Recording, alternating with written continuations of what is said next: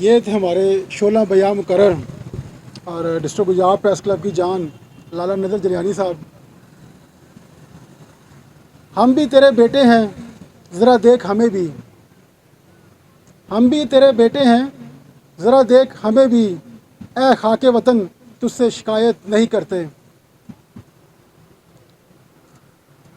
1965 पाकिस्तान की तारीख़ का एक वो आला दिन जिसमें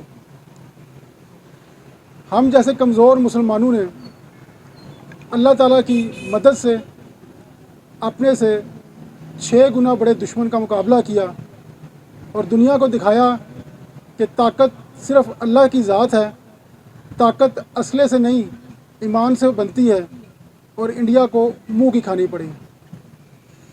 बात को आगे बढ़ाते हुए अब मैं दावत दूंगा हमारी नेशनल खिलाड़ी, डायरेक्टर स्पोर्ट्स, सदर Pakistan sports culture federation, chairman flying tennis federation,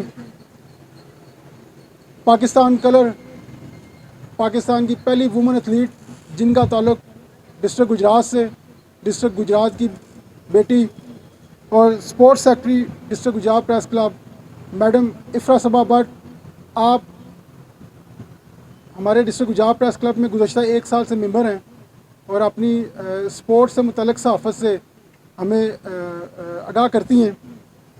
आप सबकी भरपूर तालियों में मैडम इफ्रा सबा भट्ट।